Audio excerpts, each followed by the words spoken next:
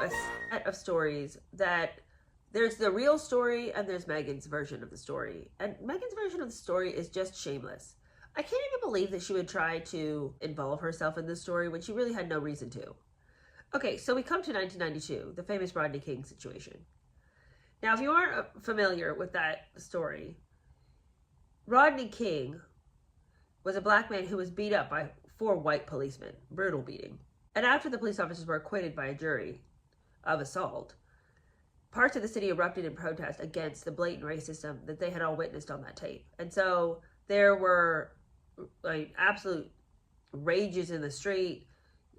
Buildings are being torched, neighborhoods are being looted. It was a complete and total outbreak of violence and all loss of law and order. Well, on the afternoon that these riots broke out, Thomas realized they needed to get out of town. So he had picked her up from school, directly from school, and they'd gone to Palm Springs just to get away and make sure that they were protected. They wanted Doria to go too, but Doria refused to join them. She said she felt quite safe. And she told Thomas in a telephone conversation that you guys go on ahead, I'm good. It's not a big deal. So there's really serious doubts that Meghan saw any violence because she went straight from school to Palm Springs where they stayed for several days. So it's not like she would have even seen any of the violence. They weren't driving through any of the neighborhoods where there was violence. They were going complete opposite direction. After 5 days, the curfew was lifted and Meghan and Thomas came back to LA. And Meghan drove past burnt-out buildings, but there weren't any houses near her home that were damaged. So she probably did see some of the aftermath of the riots, but she did not witness the riots, nor did she experience violence in her own neighborhood or the destruction of her own neighborhood. But so that's the reality. But this is not what Meghan says. Meghan has to interject herself into this cultural moment. She writes, I remember the curfew, and I remember rushing back home. And on that drive home, seeing ash falling from the sky and smelling the smoke and seeing it billow out of buildings and seeing people run out of buildings carrying bags and looting. And she says she also saw men in the back of a van holding guns and rifles. And equally memorable, she says that there was a familiar tree outside her father's home that was completely charred.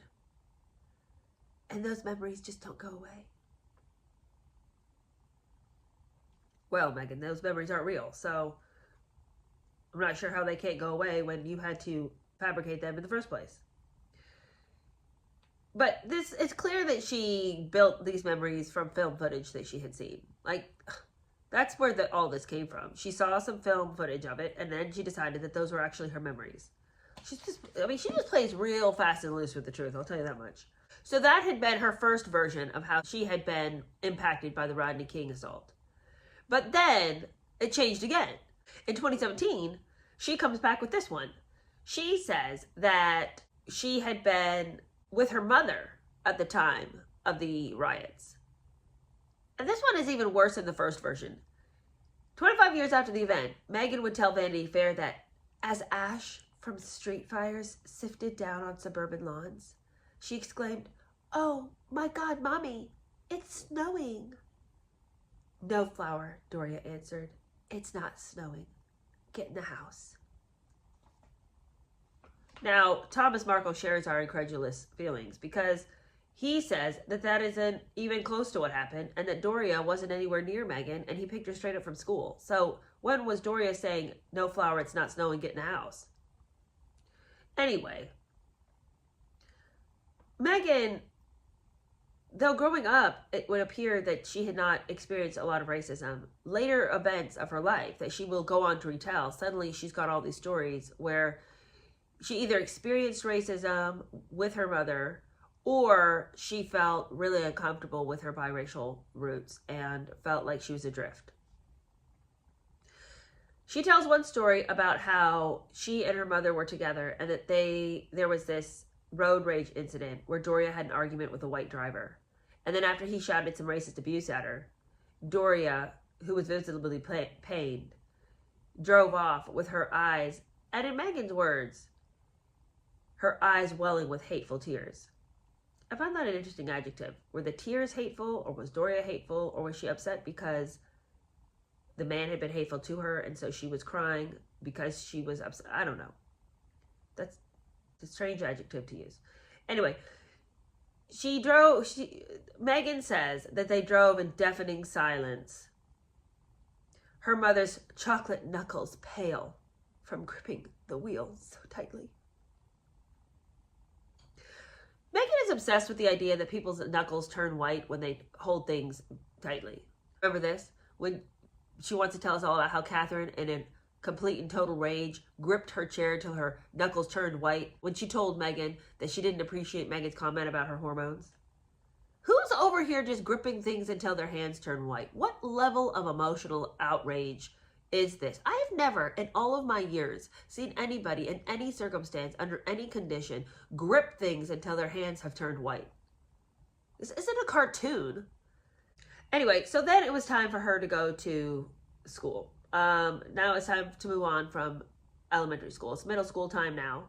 And she used to go to the Little Red Schoolhouse, but no more. Now it's on to the private girls' Catholic Immaculate Heart School. And she entered it about her 12th birthday. Now it's very interesting because her quote-unquote battle with Procter & Gamble is one of the reasons why she got into the school. I feel like they should have done their homework a little better. But anyway, they didn't. And they let her in. And during the interview that Thomas Markle did with the school, because you know when you go to a private school, they always have to interview the parents and find out what sort of people you are. And they told him then, one of the reasons we're letting her in is we're just so inspired by her battle. So she's now at the Catholic Immaculate Girls School. And it's important to note, too, that Thomas says that Doria really wasn't involved whatsoever with Meghan's schooling there. She never came to anything. She wasn't even at that parent interview. She just kind of came and went as she pleased, but school was not part of her priority as a mother. And so Thomas really took that on, and Thomas paid all the school fees and did it easily. He was not struggling financially. And I keep saying that because I think it's really important to note that Meghan grew up very well taken care of. So her later stories of stricken poverty it's just another play to get attention, to act like she's really risen from the ashes. You know, what a Cinderella story. I'm not saying that she grew up in opulence, you know, and I'm not saying that there wasn't a lot of chaos in her life as a kid. I'm sure that there was hard times.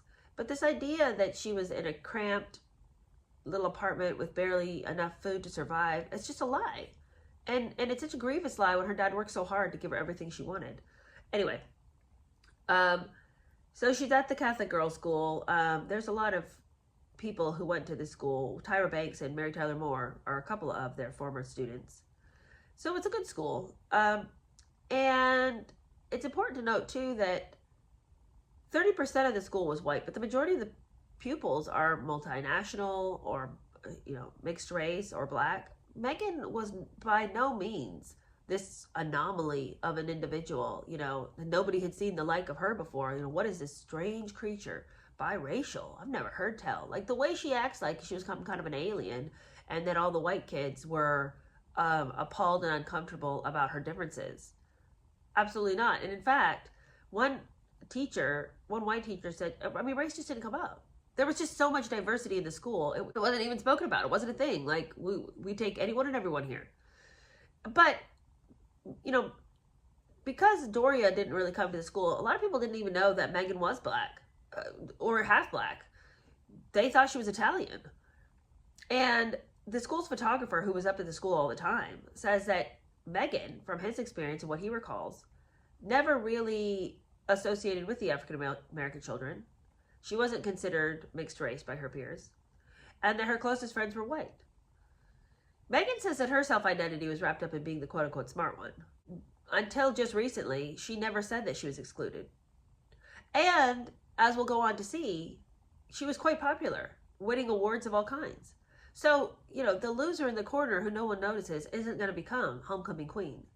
But she wants to act like she was just this sort of dorky girl just trying to be the smart one, and didn't really know who to sit with because she was so different from everybody else. And, you know, she was always excluded because of the inability for people to categorize her. What are you talking about? Like, nothing from her school days would support that, but that's the story that she now wants to say. She does tell this one story where she didn't know what box to check. And this whole story is just so completely fabricated as an adult. This is an adult version of a child's circumstance. She writes, when she was 12, there was some paperwork that had to be filled out, and you had to put a check mark in the box next to your ethnicity. And she writes, there I was, my curly hair, my freckled face, my pale skin, my mixed race, looking down at those boxes, not wanting to mess up, but not knowing what to do. You could only choose one, but that would be to choose one parent over the other, one half of myself over the other. My teacher told me to check the box for Caucasian, because that's how you look, Meghan, she said. I put down my pen, not as an act of defiance, but rather a symptom of my confusion. I couldn't bring myself to do that, to picture the pit in her belly sadness of my mother would feel if she were to find out. So I didn't tick a box. I left my identity blank, a question mark, an absolute incomplete, much how I felt. When I went home that night, I told my dad what had happened. He said the words that have always stayed with me. If that happens again, you draw your own box.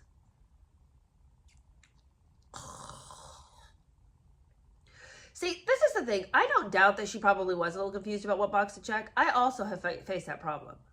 Because my mother's white and my dad's Puerto Rican. So sometimes when it's time to check the box, I always think to myself, well, which box should I check? Am I Hispanic or not?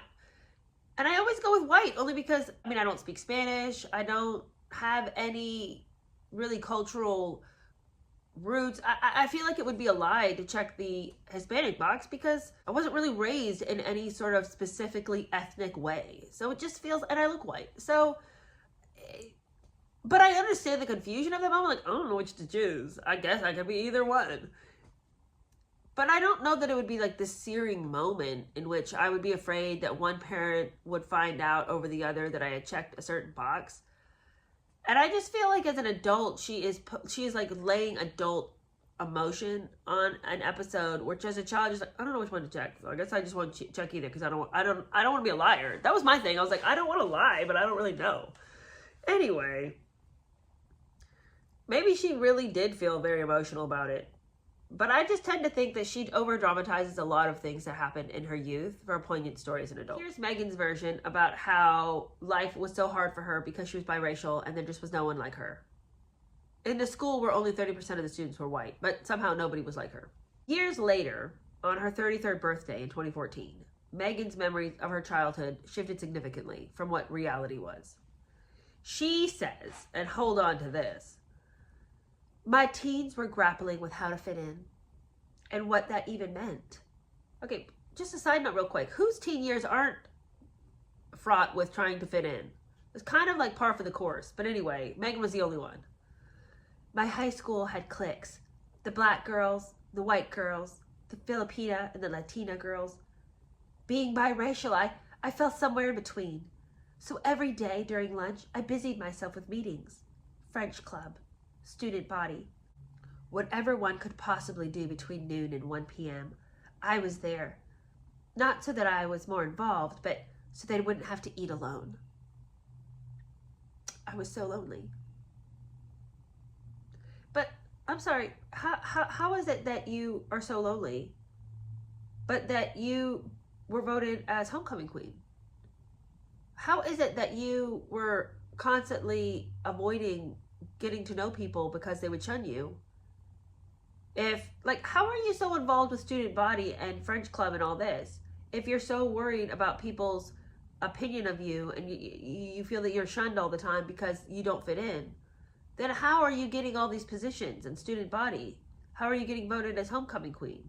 I don't understand this. Thomas Markle said it never happened.